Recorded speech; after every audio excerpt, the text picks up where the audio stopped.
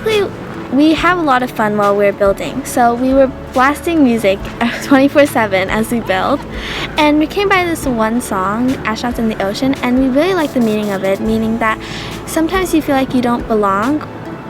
So that's how we named it the Astronauts.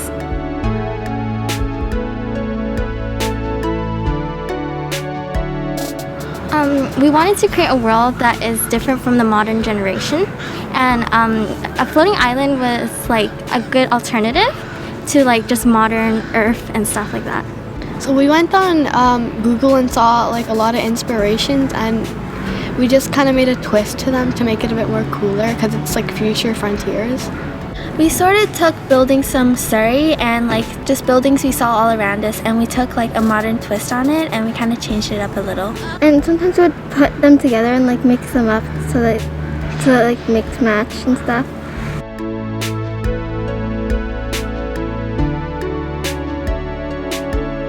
We did some work together as a class in terms of basically our whole focus is how to solve problems in our class because we're an ADST class, so we just looked at it through a design lens and looked at ways to solve problems. So we talked about extreme environments and what the basic needs are for humans, and then how we could go about solving them.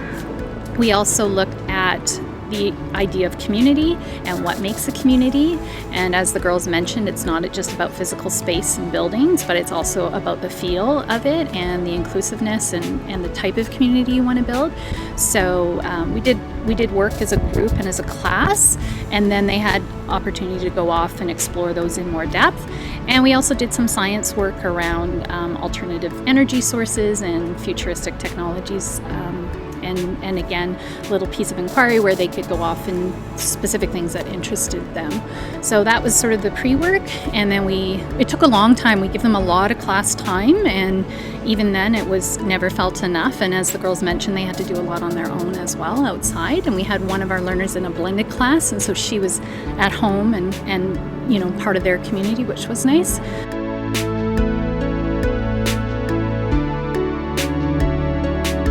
Yes, I really loved it because it's just fun to hang out with your friends and just kind of like party while you just build random things. It was really fun because we had to work with each other. So it was a lot of fun for me, especially because we weren't just working, we also had fun with each other. I really had fun doing it with my friends because after school when we would work on it, we would just goof around and talk while we worked on it. Yeah, it was really fun, and I especially, I do online, so I never get to really do any group projects, so especially doing it with my friends was definitely very fun, and it was honestly one of the most exciting things that I did this year. I enjoyed it a lot because we were able to work as a group, and we were able to help each other overcome any challenges that occurred.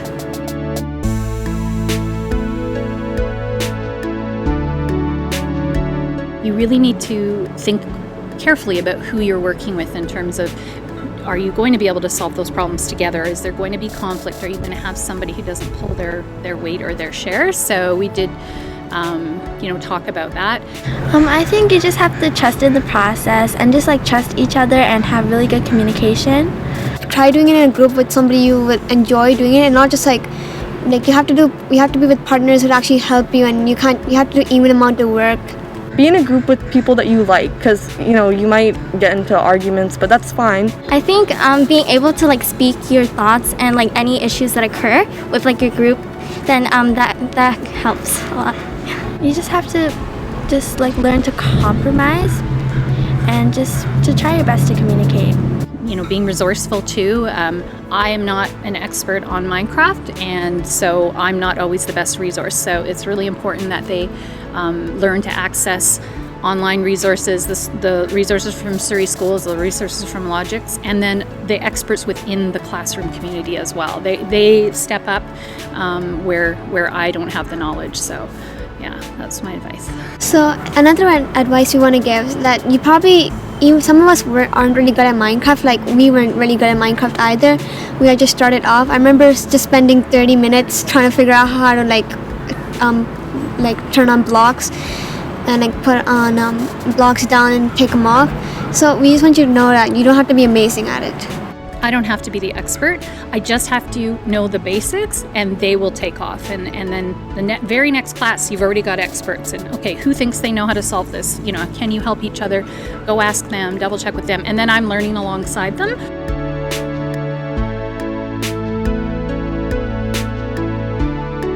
I learned a lot about Minecraft at the beginning of this project. I didn't know how to put a block down. We were not really like Minecraft experts. In a bit of a lower grade, we did some Minecraft coding, but I didn't know how to do that much. But my members and stuff, my friends, they knew how to do more than me, and we all watched a lot of videos and stuff. We learned a lot of how to build things and how to work as a group better. I did some of the research, so I learned a bunch of stuff about communities, and I also learned a bunch of Minecraft stuff because I knew nothing about Minecraft.